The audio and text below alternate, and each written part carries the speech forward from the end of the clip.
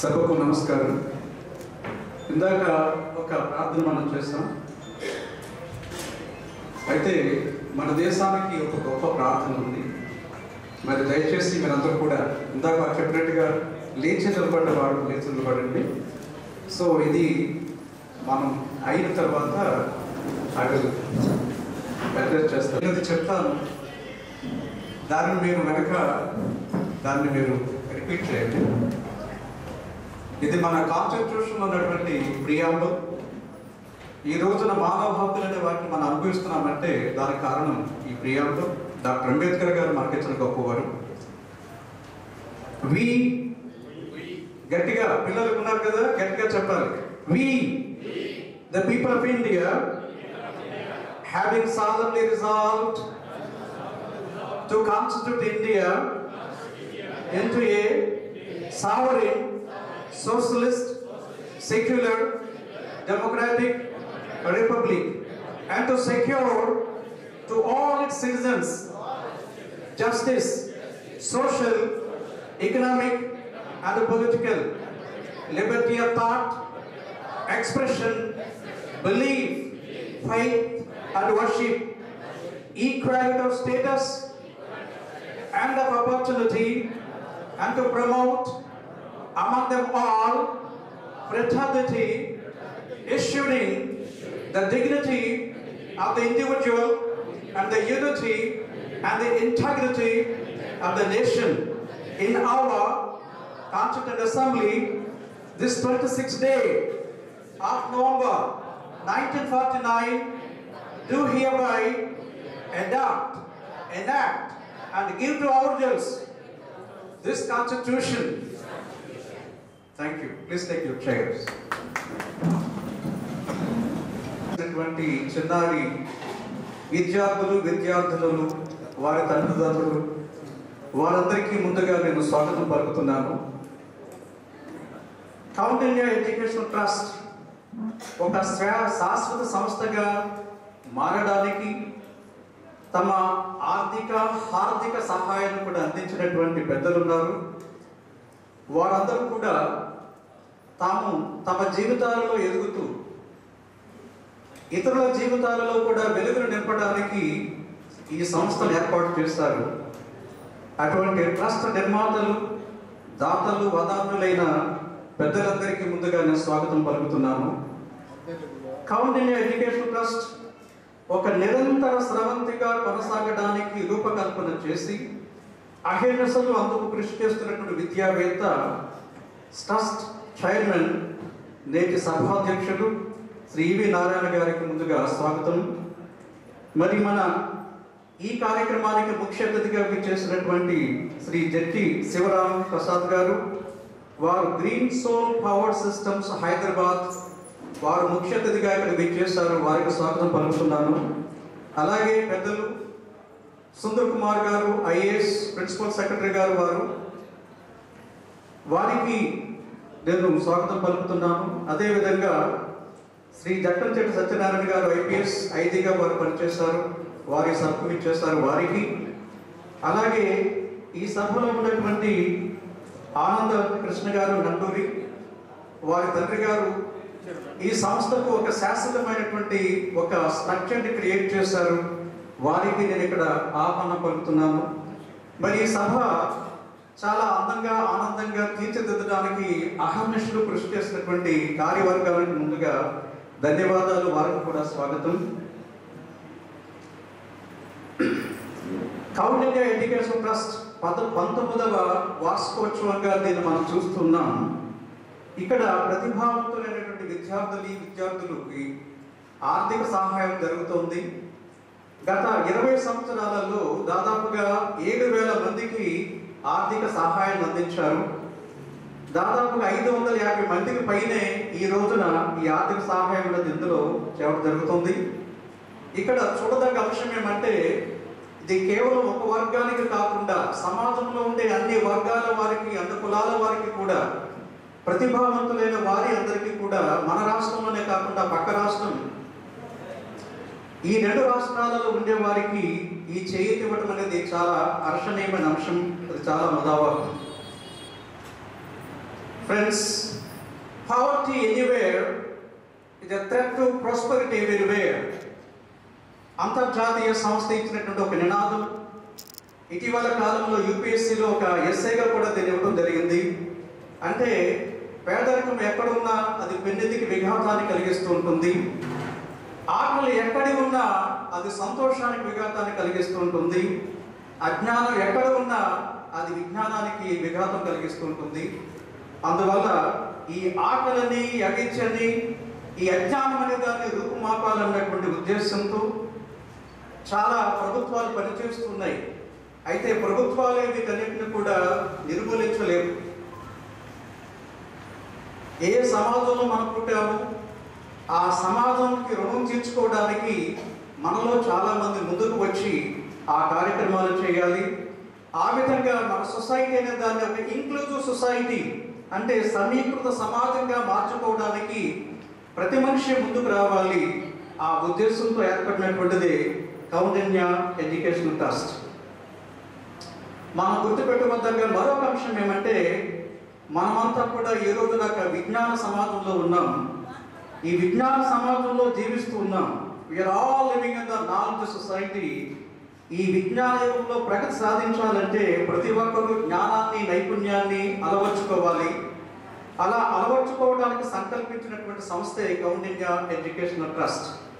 దీనికి అనుగుణంగా ట్రస్ట్ సభ్యులు 2 ప్రధాన కార్యక్రమాలనే వాటిని ఏర్పాటు చేశారు. ఈ 2 ప్రధాన కార్యక్రమాలకు కూడా మాకు గొప్ప స్ఫూర్తి ఎవరంటే చైనాలో 2500 సంవత్సరాల పూర్వం పుట్టినటువంటి తావోచు అనేటువంటి గొప్ప తత్వవేత్త ఏం చెప్పారంటే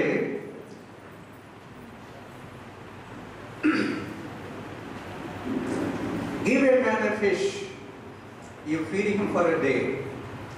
Give a man a fish, you feed him for a day. Teach him how to fish, you feed him for a life. ఒక మనిషికి ఆకలి వేసినప్పుడు ఆకలి వేసిన వ్యక్తికి అన్నం పెడితే ఆ రోజుకే అతడు ఆనందం పొందుతూ ఉంటాడు. కానీ మనిషికి అన్నాన్ని సంపాదించుకునే విద్యని కానీ ఇవ్వగలిగితే అతడు కలకాలం ఆనందంగా ఉండగలుగుతాడు అన్నటువంటి గొప్ప సూక్తి. ఆ సూక్తికి ప్రాణం పోసినటువంటి సంస్థే కౌండిన్య ఎడ్యుకేషనల్ ట్రస్ట్. గత 20 ఏళ్ళుగా చాలా చిన్న స్థాయిలో ప్రారంభమై 3 ఇది ప్రారంభమైంది. అంటే 3 వ్యక్తులకి స్కాలర్షిప్ ప్రోగ్రామ్తో ప్రారంభమై 7,000 విద్యార్థుల వరకు ఈ కార్యక్రమం అనేది మనం కొనసాగిస్తూ వస్తున్నాం. దీని ప్రధాన ప్రయోజనం ఏమంటే ప్రతిభావంతులైన విద్యార్థులు వారు ఏ కులానికి చెందినా కానీ వారి విద్య ఆర్థిక కారణంతో ఆగిపోరాదన్నటువంటి ఒక సత్సంకల్పంతో ఈ కార్యక్రమాన్ని మేము ప్రారంభించడం జరిగింది. కౌండిన్య ఎడ్యుకేషనల్ ట్రస్ట్ అంటే వీఆర్ గివింగ్ ఎ ఫిష్. అయితే ఇందాక పెద్దలు అధ్యక్షులు చెప్పారు, ఇంతమందిలో ఎంతమంది ప్రయోజకులు అయ్యారన్న ఒక సర్వే టేకప్ చేసినప్పుడు ఆ సర్వేలో తెలియనటువంటిది ఏమంటే విద్య ఆర్జిస్తున్నారు, డిగ్రీలు వస్తూ ఉన్నాయి. కానీ ఈనాడు ఉన్నటువంటి విద్యా విధానం ఎటువంటిది అంటే డిగ్రీలు ఇస్తుంది కానీ ఆ డిగ్రీల వెనక ఉండే విద్య, ఆ విద్య అనేటువంటిది మనిషిని ఉన్నతుడిగా చేసేటువంటి కార్యక్రమాలు చేయడం లేదు. అంటే ఈనాడు 1848 ఆ ప్రాంతాలలో సావిత్రిబాయి పూలే, మహాత్మా జ్యోతిబా పూలే ప్రారంభించినటువంటి స్కూల్స్, ఆ స్కూల్స్లో ఉన్నటువంటి విద్యా విధానం అనేటువంటిది ఈనాటికి కూడా ఈనాటికి కూడా మన కాలేజీలో కానీ యూనివర్సిటీలో కానీ లేదు. వారి విద్యా విధానంలో 2 అంశాలు ఉన్నాయి. ఒకటేమంటే విద్య అనేటువంటిది నైతిక ప్రవర్తనను పెంచాలి అన్నటువంటి దానికి వాడు ప్రాధాన్యత ఇచ్చారు. నైతిక ప్రాధాన్యత పెరగాలంటే ప్రతి మనిషి కూడా విద్య అనేది ప్రశ్నించడానికి ఒక సాధనంగా, ఆయుధంగా దాన్ని వాడుకోవాలి.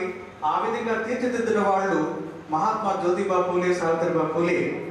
2వ అంశం ఏమంటే విద్య నేర్చుకున్న ప్రతి వ్యక్తికి కూడా వెంటనే ఉపాధి రావడానికి తగినట్టు సదుపాయాలు కల్పించాలని వారు కుట్లు, అల్లెకులు అటువంటి చిన్న చిన్న అంశాలతో విద్యను కూడా వారు ప్రోత్సహించారు. అటువంటి ఉపాధి కల్పన విశేషమైనటువంటిది ఈనాటి విద్యా విధానంలో లేదు. అందువల్ల మేము గమనించినటువంటిది ఏమంటే కేవలం విద్యని ప్రోత్సహించడం మాత్రమే కాదు, ఆ విద్య ద్వారా ఉపాధిని కూడా కల్పించాలన్నటువంటి సదుద్దేశంతో, అంటే టీచింగ్ హౌ టు ఫిష్ అనే దానికి ప్రాణం పోస్తూ ఇక్కడ కౌండిన్య ఎడ్యుకేషన్ ట్రస్ట్ భాగంగా కౌండిన్య ఐఏఎస్ అకాడమీ దాన్ని కూడా మేము ప్రారంభించాం. అయితే ఒక వ్యక్తి, ఒక వ్యవస్థ, సమాజం, దేశం అభివృద్ధి కావాలంటే ఏం కావాలి, దీని మీద చాలా లోతైనటువంటి అవగాహన పరిశోధన చేసిన తర్వాత నేను మా సభ్యులంతా కూడా తెలుసుకున్నది ఏమంటే, మనకు ఒక వ్యక్తి కానీ, ఒక వ్యవస్థ కానీ, ఒక సమాజం కానీ అభివృద్ధి కావాలంటే 5V కావాలి. 5V అంటే మన చేతికి 5 దళాలు ఉన్నాయో అలాగే మనం అభివృద్ధి కావాలంటే మనకు కూడా 5V కావాలి. అందులో మొదటి V అంటే అర్థం ఏమంటే విద్య. విద్య కావాలి. ఈ దేశంలో సంస్కరణ ప్రారంభించినటువంటి ప్రముఖులందరూ కూడా విద్యతోనే ప్రారంభించారు. పూలే దగ్గర నుంచి, నారాయణ గురువు దగ్గర నుంచి అంబేద్కర్ వరకు మనం చూసినట్లయితే విద్యతోనే ప్రారంభమైంది. అటువంటి విద్య అనేటువంటిది ప్రాణప్రదంగా ఉండాలనే ఉద్దేశంతో ఇక్కడ విద్య కోసం ఒక ప్రధానమైనటువంటి కార్యక్రమాన్ని చేస్తున్నాం. ఈ నెలలో 5వ తారీఖున ఇక్కడ చాలా మంది విద్యార్థులకు కెరియర్ కౌన్సిలింగ్ అనే దాన్ని ఏర్పాటు చేసి విద్య ప్రాధాన్యత గురించి ప్రొఫెసర్స్ని, వైస్ ఛాన్సలర్స్ని ఇన్వైట్ చేసి వారి చేత ఉపన్యాసాలను వాటిని ఏర్పాటు చేస్తాం. So that's the first one what we required is called విద్య.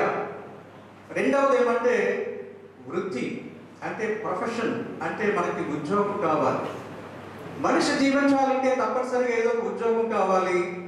ఆ ఉద్యోగం కావాలంటే కేవలం ఉద్యోగం అంటే కేవలం ప్రభుత్వాలు ఇచ్చే ఉద్యోగాలే కావు, ప్రైవేట్ రంగంలో వచ్చే ఉద్యోగాలు కావాలి, లేదా తమ కాళ్ళపై తాము నిలబడి స్వశక్తితో పనిచేసేటువంటి ప్రొఫెషనలిజం కావాలి, లేదా వ్యాపారాలు కావాలి. దీనికి సంబంధించినటువంటి సమస్త సమాచారం అనే దాన్ని అందించాలనే ఉద్దేశంతో ఈ వ్యవస్థను ఏర్పాటు చేస్తాం. అందులో భాగంగానే అధ్యక్షుడు చెప్పినట్టుగా గ్రూప్ 2 అండ్ బ్యాంకింగ్ జాబ్స్ అనే వాటిని మనం ప్రారంభించాం. మీకు ఆ విషయం తెలుసు. మూడవది ఏమంటే విత్తం. మనిషికి డబ్బు కావాలి. ఈ డబ్బు ఎలా సంపాదించాలి? అమెరికా లాంటి దేశాలలో మనకు తెలిసే అంశం ఏమంటే, ఏ మనిషి అయినా పేదవాడిగా పుట్టచ్చు, కానీ పేదవాడిగా మరణించాలన్నటువంటి రూల్ ఏమీ లేదు. ఒక రిక్షా కార్మికుడు కూడా కోటీశ్వరుడు కావడానికి తగినటువంటి అవకాశాలు ఈరోజు సమాజంలో ఉన్నాయి. ఆ అవకాశాలనే వాటిని అందిపుచ్చుకుని మనం కూడా ఎదగాలి అన్న ఉద్దేశంతో ఆర్థిక పరమైనటువంటి విజ్ఞానం అనేది అందించడానికి ఈ సంస్థ కట్టుబడి ఉంది. మీ అందరికీ తెలుసు, జల్లెడు శ్రీనివాస్ గారు ఇక్కడ ఉన్నారు. వారు ఈ ఆర్థిక పరమైనటువంటి అక్షరాస్యత గురించి మరి చాలా పుస్తకాలు కూడా రాశారు. భవిష్యత్తులో కూడా దీనికి సంబంధించిన అనేక కార్యక్రమాలు అనే వాటిని ఈ సంస్థలో మేము టేకప్ చేయబోతున్నాం. మరొక V, that is called 4th V. ఆ 4th V అంటే వికాసం కావాలి. మనలో చాలా మంది ధనవంతులు ఉన్నారు, చాలా మంది విద్యావేత్తలు ఉన్నారు, గొప్ప ఉద్యోగస్తులు కూడా ఉన్నారు. కానీ వాళ్ళ నుంచి ఎంత వికాసాన్ని మనం ఆశిస్తున్నాం? ఈరోజు కావాల్సినటువంటిది ఏమంటే సంస్కారం అనేది చాలా ముఖ్యం. విద్య ఉన్నవాళ్ళు, డిగ్రీలు పొందిన వాళ్ళు సంస్కారహీనులుగా ఉన్నారు. కాబట్టి ఐఏఎస్ లాంటి గొప్ప సర్వీసెస్లో ఒక గొప్ప పేపర్ పెట్టారు, ఎథిక్స్ పేపర్. నైతికత కావాలన్న ఉద్దేశంతో 250 మార్కులకు పేపర్ పెట్టారు.